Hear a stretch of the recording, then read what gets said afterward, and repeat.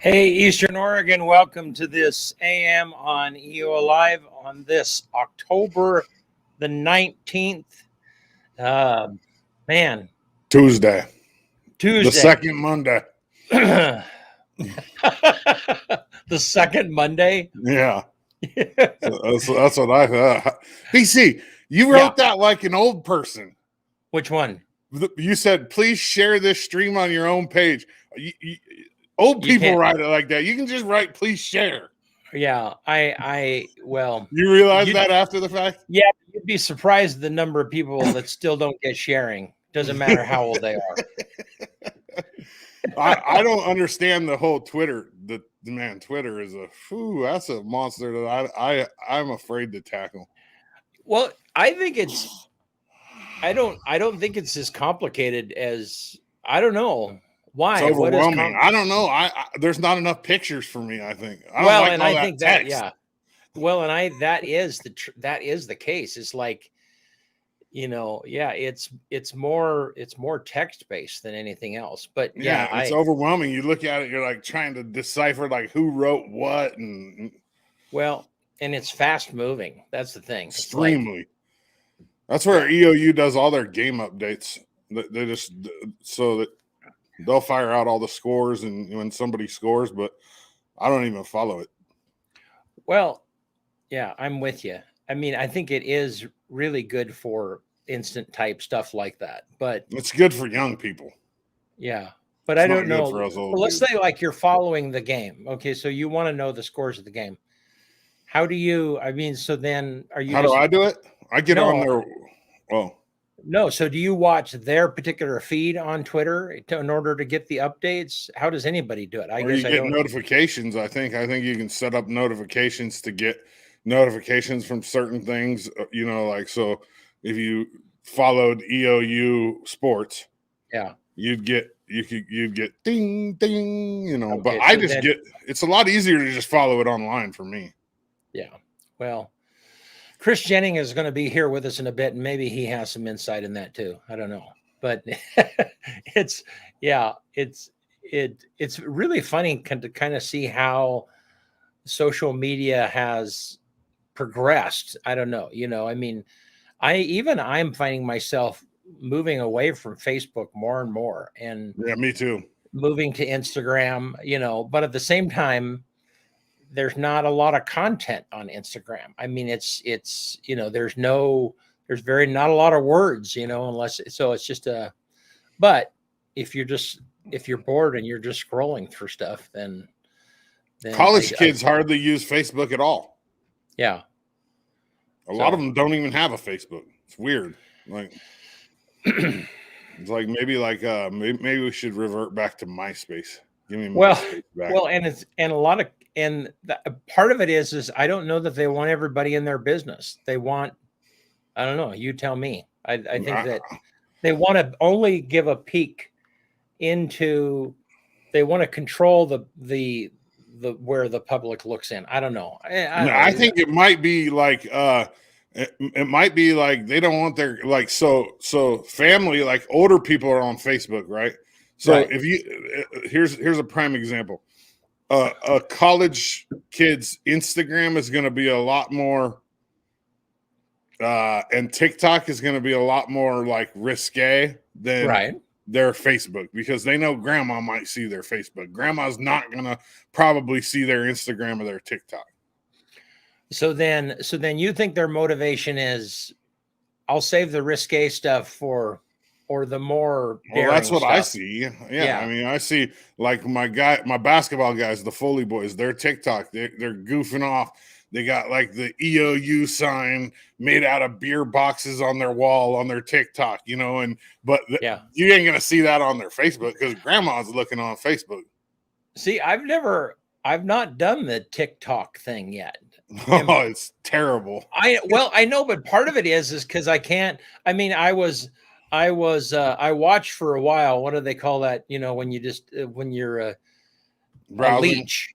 Yeah, I was a leech. That's what they used to call it back in the when you could download tunes. You'd download.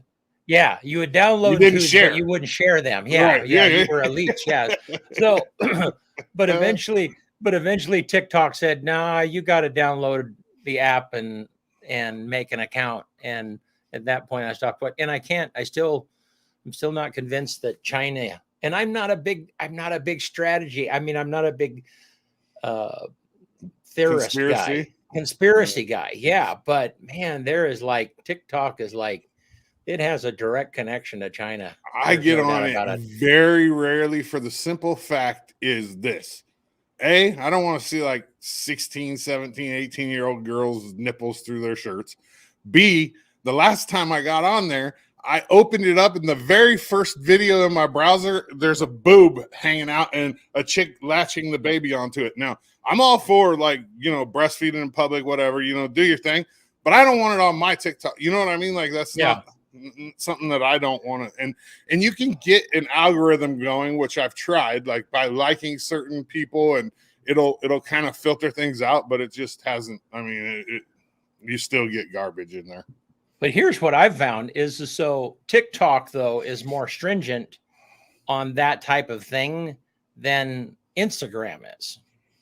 So I don't know. I don't know about that. I've never had an actual. No, but I mean, like the Instagram. Instagram Reels. So the Instagram Reels so Instagram started Reels essentially to compete with TikTok. Oh, I don't look at. I've never. Yeah. Well, the Instagram Reels they're just as risque as TikTok. Yeah, it's crazy. So it's crazy. It's crazy. Well, hey, all right. Well, that was like a rabbit trail. I don't know where that came from, but hey, if you were to see a crime at an Apple store, what would you be? A crime at an Apple store. What? An eyewitness. Yeah, it's a stupid joke. Got him. It's fall out there. Yeah. My windshield was frozen this morning. I mean, just a few.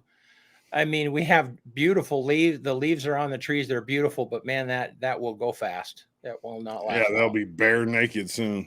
Yeah. All right. 41. What was it last night? It had to have been colder than that last night. I don't know. My car was frozen. Are you sure? Gabe, what do you got here? It's going to get all the way up to 67 today.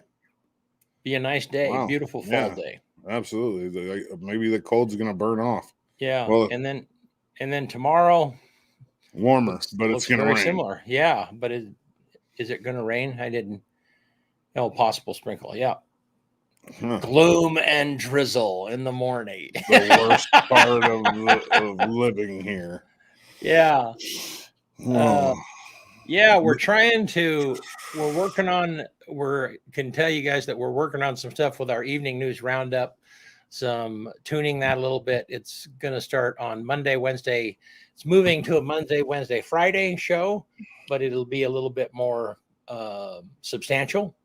And so, and part of that could be, we'll have to wait and see. Part of that could be a live weather forecast, or well, not live, but a recorded weather forecast every one of those days. Gabe is pretty excited. He really wants to do the thing where every day he's standing in front of the map and like, yeah, coming in from, he's good at it. Yeah, he is. So, all righty. Well, Chris Jennings is here with us today with the Eastern Oregon Film Festival, and glad to have you with us. How are you, man? I'm good. Thanks for having me. Yeah. So are you at HQ or are you at home somewhere? I am at HQ. This is kind of where I reside for a good week, and people come in and out, and we kind of build this whole thing out. So I'm here. So this is like the 10th year, 11th year? What is it? 12. 12. Right. Yeah. So we started in 2009, as a small little group above the Mount Emily Ale House, which, was right across the street here. And just been growing and building and moving and shaking and hustling each year. And we've kept it consistent. Wow.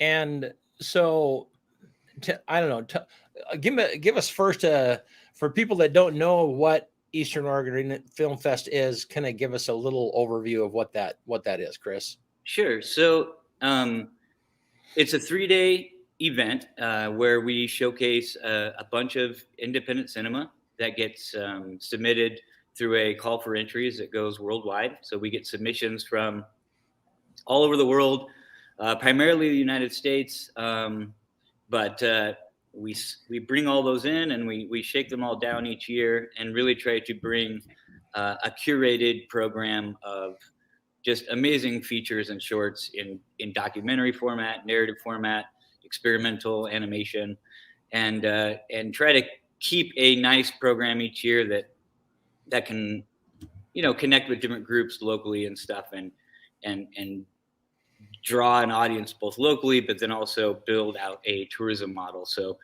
getting more people to come into Eastern Oregon, into LeGrand specifically for the event, and subsequent events. And drink some beer, have some after parties, talk about movies, kind of, get together as a community around a bunch of topics, a bunch of stories, a bunch of ideas. So it's really an engaging weekend where, as traditionally as a full community, we could really sink our teeth into a huge program, listen to music, dance, laugh, drink some beer, and talk about all of these ideas and kind of stories and catalysts and character that we get to interpret through movies. And we don't do that so much as a shared experience anymore. So it's a really good opportunity to come together as a community, as people who like film, but then also who just want to kind of digest it. We also bring filmmakers in. So every year we bring guest filmmakers in to kind of speak with their films, answer to them sometimes. But they get a chance to really explore our region, see the location possibility. I mean, one of our key efforts is to really engage filmmakers into our region and show them the beautiful landscapes and assets we have. So, encouraging and incubating film development in our region is what we want to do too. So, well, very cool. And I mean, I have to tell you, I've only ever been to one film festival, and that is, and that's the local one here, Eastern Oregon Film Festival. And so I don't know how it compares. I don't know anything about film festivals, and I didn't until I attended the one here. So, and I think that's the case for our community, right? Sure. I mean, a majority of our community haven't experienced what you would call an A-list film festival. Nobody, typically going to Sundance, that doesn't really jive in this community. But with the influx of EOUs like media programs, there's always been an active student population who are playing in film and media. And so there's always this kind of small group of people really interested in engaging this way. So that core is always kind of driven, a slowly growing local audience to participate. As we move towards the future, we're working with the Liberty Theater Foundation. So when that place is fully done with their construction model, we'll actually have the cinema in there and be running that cinema and movie programming year round. So, we're building a dynamic, 3-day weekend out of, an event and something downtown, but we're also building this kind of more annual sustainable program of independent films that's going to bring people in, filmmakers, guests, really great movies and cinema, and events at that Liberty Theater all year round. So we're excited to kind of keep going. This year has been tough. The COVID continuation has been a challenge for these types of events. So we pivoted to virtual all last year, and this year we're doing a kind of mixed in-person experience this coming weekend, as well as the program is all online as well. So you can stream it from home, watch all of these films, catch out some cool live streams, and engage with the festival that way. That's awesome.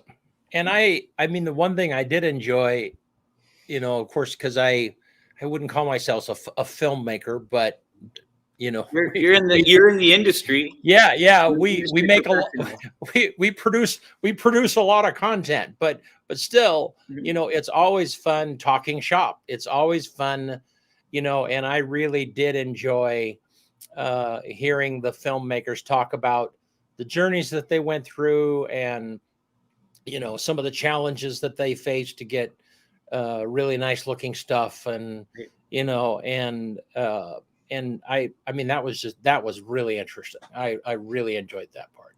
Yeah. Are any of them going to be here, by the way? Absolutely. So we have, I think, 14 or 15 films being represented by their directors or a crew person, and then they're bringing a couple of people each. So we really have about kind of 30 visiting artists and guests coming in, and that matches up with our, you know, roughly 50 local members. So those who jumped on the member wagon early got access to this in-person event stream. And that's just more of a COVID precaution. It was a way for us to kind of really know our number, how to prepare for it and work with those people in person while giving the whole program online for those who want to be there. So they're all going to come in this Thursday. We kick off the event. There's a full in-person schedule on our website, so you can kind of, you know, see the flow. There are two specific general admission in-person events, though, that I do want to highlight. The beta test, which you can kind of see right there. I highly recommend checking that out. Just watch the trailer. Jim Cummings, Vanishing Angle, the group that's behind that film, has kind of had a few touch points throughout our 12 years with us, and it's been really awesome to see them grow and develop as a production company. And if you watch the beta test with us in person, you'll be one of the first, for sure. I think it drops into theaters next month. Maybe it just got picked up by IFC. So there's this, you know, there's kind of this cool in-person buzz about that, and a lot of local connections with the talent behind it. The other one is right on the other side. Everything in the End is Saturday night at Mackenzie Theater, EOU, 7 p.m. Beta test is Friday night. They're both open to the general admission because the space is so big up there and it's beautifully remodeled. We really wanted to showcase that somehow. So because we can fit a couple hundred people in there safely, we are requiring masks at all these screenings. But you can go to our website and purchase a ticket for the beta test. And this one, Everything in the End, Friday and Saturday night at 7 p.m. at EOU in the Mackenzie, and they're both just wonderful films. Everything in the End is just beautiful, and recommended for kind of, I think, everybody. I would say it's family friendly for sure. It's a beautiful film. Beta test, don't take the kids. You know, I would, you know, safely say 18 and above, but it's worth it. And then throughout the days, we're doing stuff with our members and filmmakers at EOU in the Mackenzie, and students at EOU are invited free to attend those screenings while they're on campus. So there's a lot of touch points, ways for people to engage. We're doing a couple after parties at HQ. So Friday and Saturday night, you'll see the beer garden outside. You know, you can stop in and have a beer. We're monitoring that capacity, you know, masks in there, but you know, we definitely want to say hello and have a human touch point this year. And so, yeah, I would say cruise through the catalog online. Like if you go to our website, you can just start looking through all of these films. They all have, a lot of them have trailers and stuff like that. So I think you guys loaded up our trailer of trailers. Yeah, let's look at that. Yeah, do it.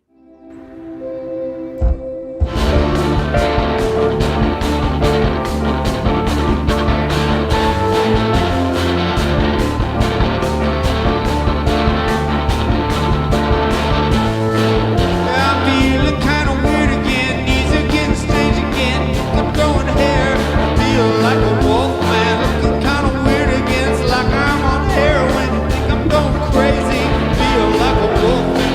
Whoa.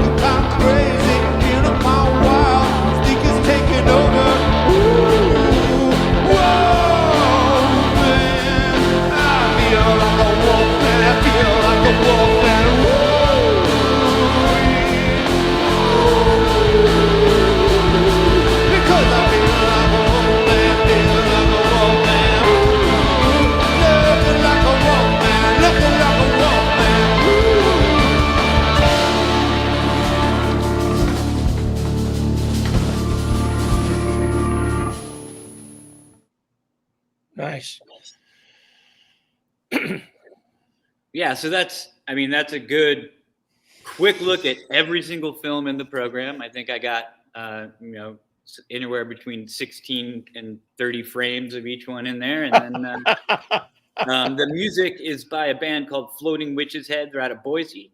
They'll be here Saturday night at the HQ doing the after party music. And Blood Lemon out of Boise, all girl rock band. It's just wonderful. We'll be here Friday night. So, there'll be some music, there'll be some free flow, a lot of movies to watch over the weekend. So we just really encourage people to watch with us. You can get a virtual pass online that buys the whole catalog for checkout. You can watch them at your leisure all weekend long in what order you want. And then that virtual pass also gets you admission to the 2 physical events Friday and Saturday night at McKenzie Theater. Cool. And what's the cost of a full pass, Chris? So the virtual pass is $55, and that unlocks the entire program, plus gives you those 2 kind of $20 day of tickets to the in-person events. So worth it. Yeah, no, that's great. And then if people want to go to the films that are at McKenzie, what's the admission cost for those? So those are running $10, I believe. Yes, I think $10. Double check that, but it's on the website there. If you go into the beta test or everything in the end, you'll see that ticket. We want to pre-order those individual tickets ahead of time too. So trying to run everything online to limit the in-person interactions and cash transactions and all of that. So anything you can do online. It runs through a company called Eventive. It's a really cool platform, easy to engage with. And then the whole program just syncs up with your smart TV or your device, and then you can just go at it all weekend long. It's really nice. So we'll push a couple live streams as well. So Thursday night, if you're involved in if you got your virtual pass, you'll see my director's message and kind of our kickoff toast event will happen. And then we have a special event with I don't know if you've heard of the movie Out of Character. You heard of those guys? I don't think so, huh? Well, it's a local production. So some EOU alum, local talent and movie makers have been working on a film called Out of Character for a couple of years. Oh, cool. The part of the festival's mission is to support local and regional filmmakers. So we've connected with them as part of our kind of EOFF Filmmakers Fund, and serve as a nonprofit to help support that production. But it's an interesting narrative documentary. Fictional documentary of sorts about the LARPing community. I don't know if you're familiar with live action role play, but so they have some weapons masters that are awesome. They built a ton of really fantastic costumes and weaponry, shot up all over in Eastern Oregon, battle scenes and, drone shots. I got killed in one of the scenes. It was awesome. So, they've been working really hard through COVID to do this production, which, they've been doing, very legitimately. And so with COVID precautions, it's been very hard to push the project along. So they'll be doing a live stream with us Saturday at 1:30 from HQ. So some people will be here in person, but you can also watch their whole presentation on their project, where they're at with it. They've finished all of their photography, and I think, they're now in post and doing some ADR stuff and definitely moving along. So I'm excited to hear from JJ and Liberty Odell about the project. So. In the mid 90s, LARPing and boffing was huge in LeGrand for a short time. It kind of moves around. It was crazy, man. Like everybody was making them swords with the PVC pipe and the duct tape, and I got a batch beating the crap out of each other. We got 5 or 6 in the shed still. Yeah. I remember. I made a couple. I ain't gonna lie. It was the cool thing to do. Like you go get some PVC pipe and some pipe insulation and wrap it in duct tape and beat the crap out of each other. It was fun. I get my 10-year-old to grab one of those, and that's if we battle, it's with those because he can hurt me now, but I can block him with those.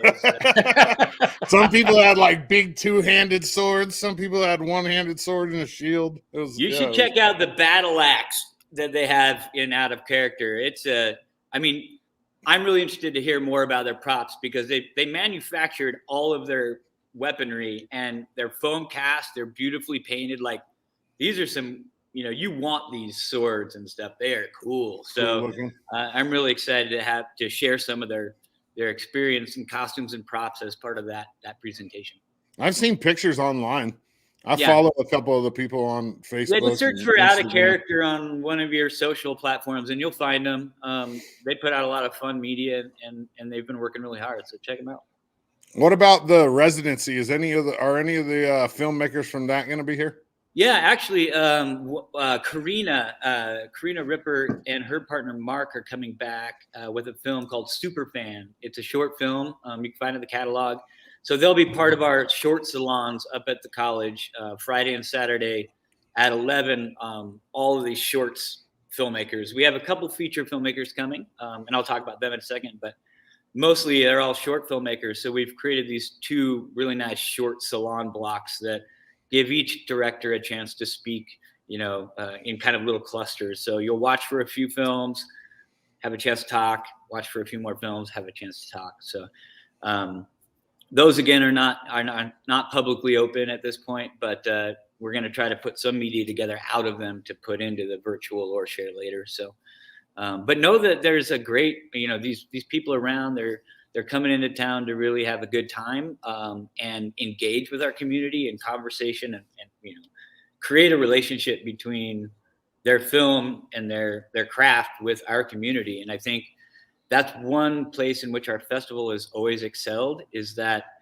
the filmmakers come and they leave like they feel like they were heard.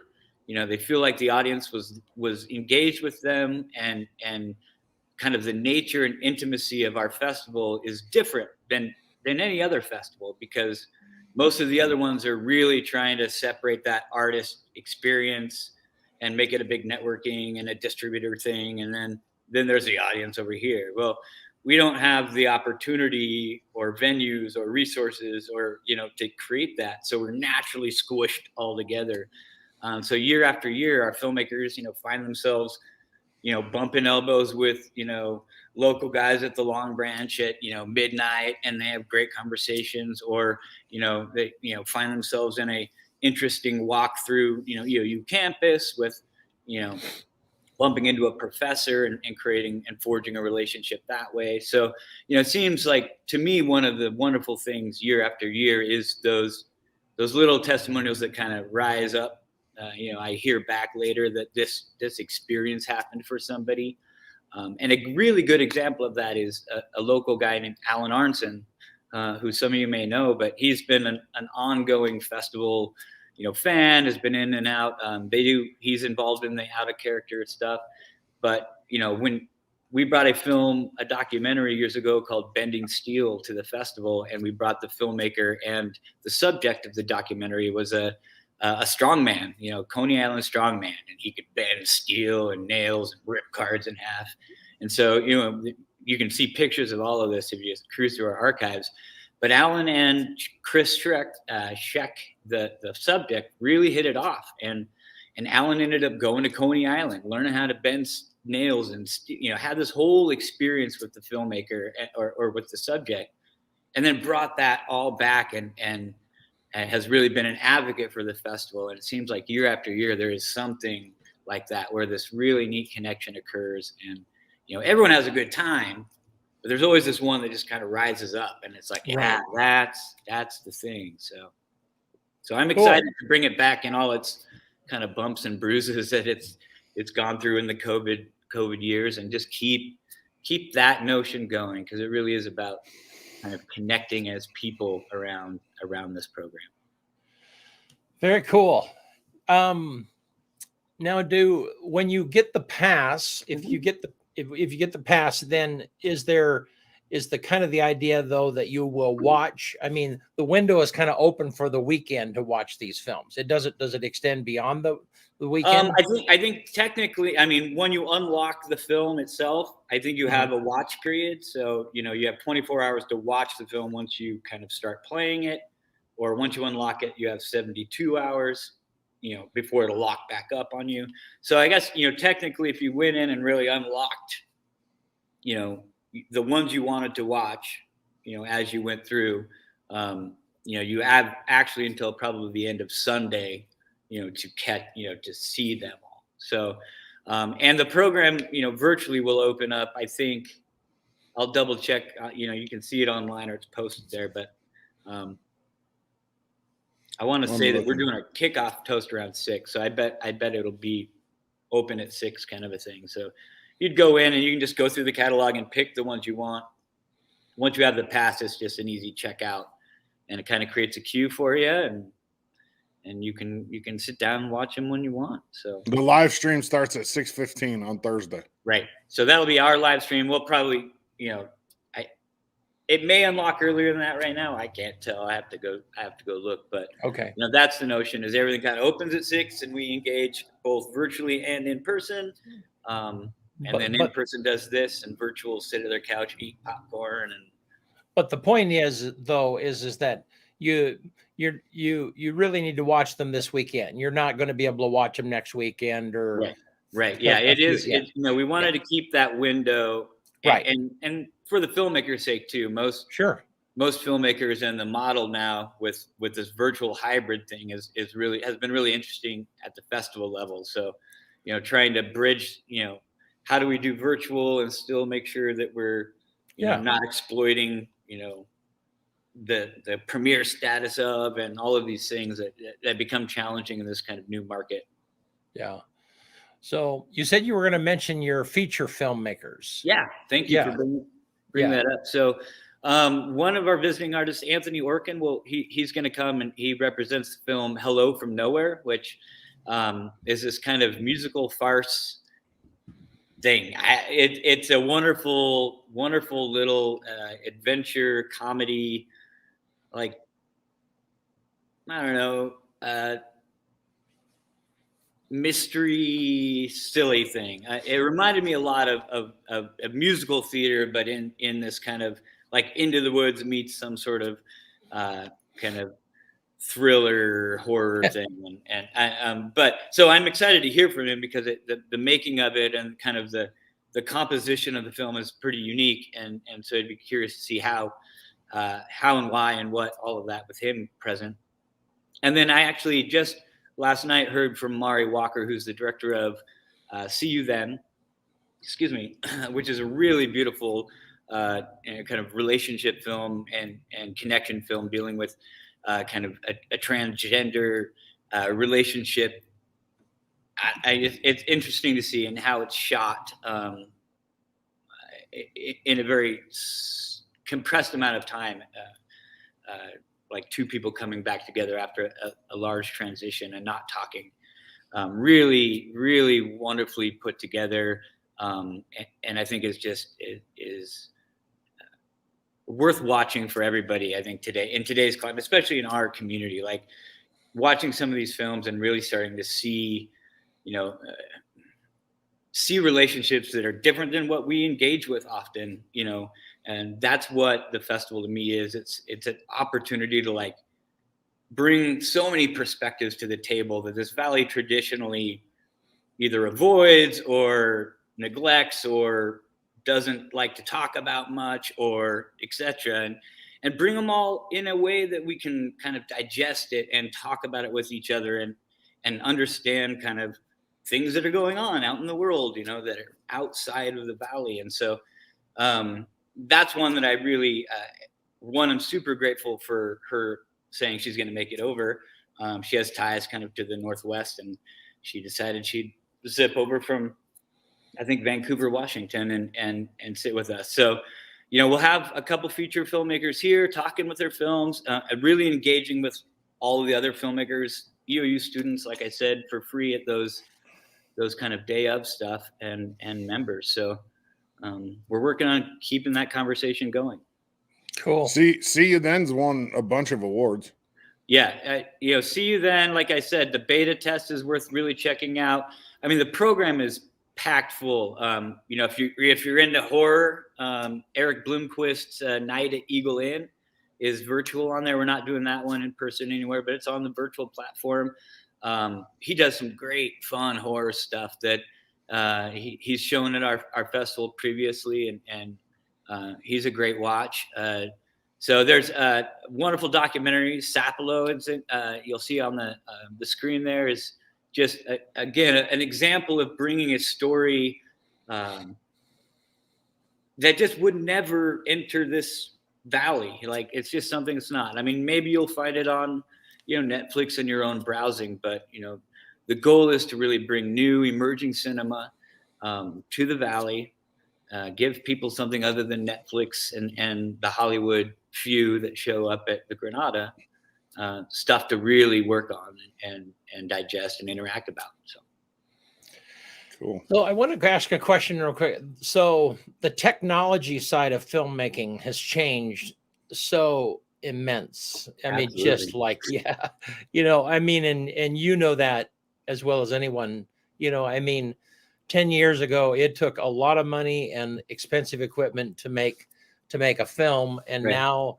now people literally are making films with their iPhones, And Yeah, I mean, I think, that's exactly where, like, there's a lot of friction right now as to, what constitutes cinema, where are these kind of levels of storytelling in terms of craftsmanship, and how do we start to, because really the thing that was the difference before, it was like, cool, you could afford to shoot on 35 millimeter film. So now you're a filmmaker and at least you're shooting film. Right.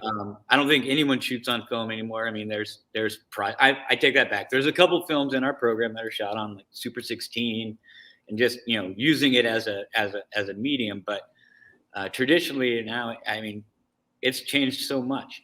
So I think you find that where you start to see that shift is acting, storytelling, lighting, like where the refinement of that craft has to be, and you'll see it in the program. And I think our range has kind of grown this year. Like, you'll see, like, here's an excellent example of cinema.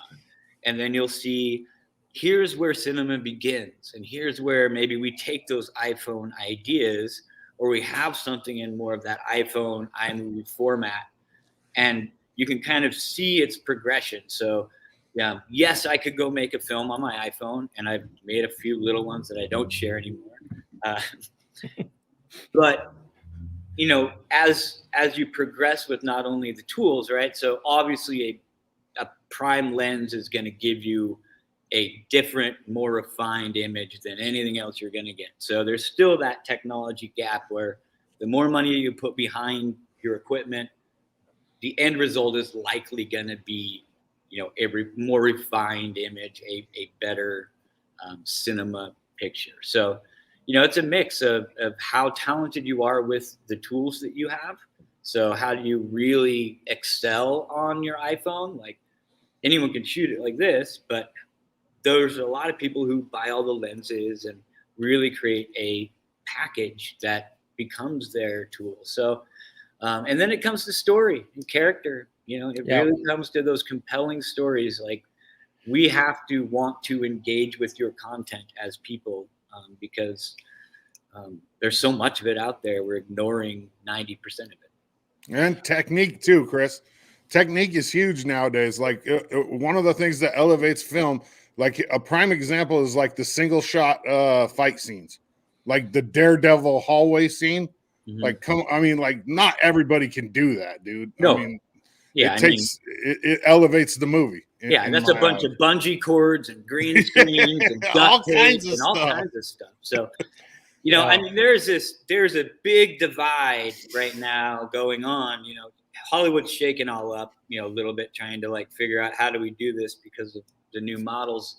But I would say, and I've mentioned this before at previous festivals, like the people behind Beta Test they're a really good example of how this creative company has built up a brand through crowdsource funding, through just really good communications and honest like engagement with their audience. And you're seeing that not only show in kind of the following behind their films, but they've used all of that to just keep refining their work, and it's just getting better and better and better. So and and there, those stories exist all over.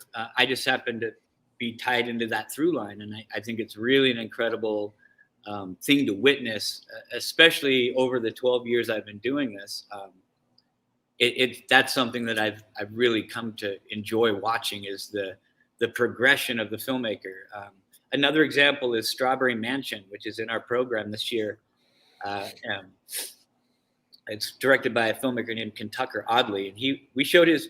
I don't know if it wasn't his first film, but our first festival showed one of his first films, in 2009. And so he's been doing this series of really incredible things too. And so there's these really just neat connections we make with filmmakers that then go off and do these really fantastic things.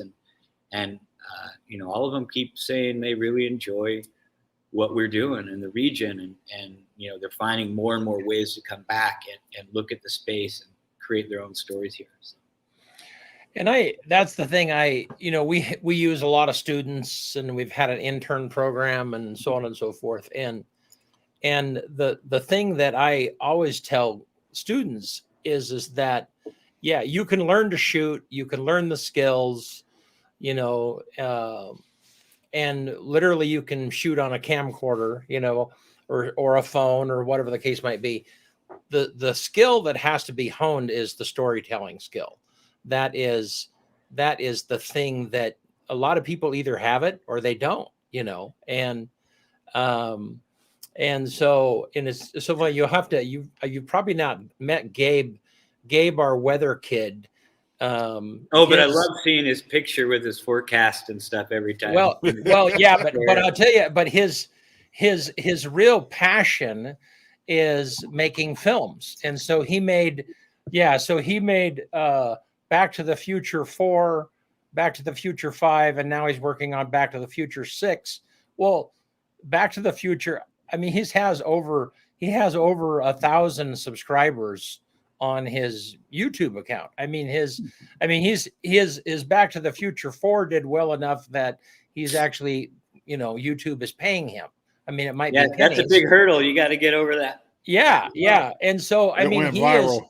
He is a young filmmaker who is like, I'm going to do this. I don't care if anybody watches or not, and I mean, and he writes a script, he shoots the scenes like you would shoot the scenes of a movie. And I mean, it's phenomenal. You should meet him. Right. So. I would love to. And I think, Gabe's a good example of someone I'd like to, that on one level should be looking for this opportunity in the area, right? Or should be working to engage, and that we do help create those bridges, right? So anyone who's trying to be a filmmaker here, if you intend on being more than just an artist and here's my art film, and if you want to build distribution, you want to build a network, you need to get to that 1,000 subscribers. Like, you need to meet people, you need to talk about things, and you need to get them to like your work, and you need to like their work, and you got to have that going on. So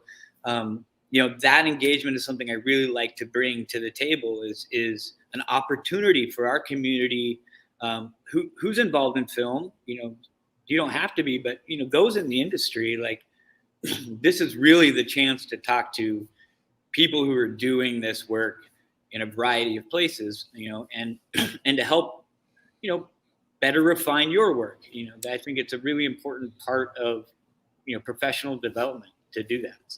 Right. Yeah.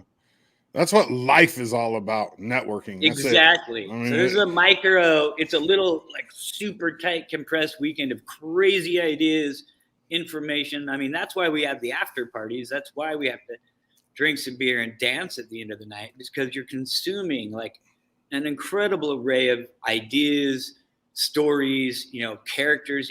Some of us, we engage with movies on a really, emotional level, right? My wife cries her eyes out during things. Like, we engage with these stories.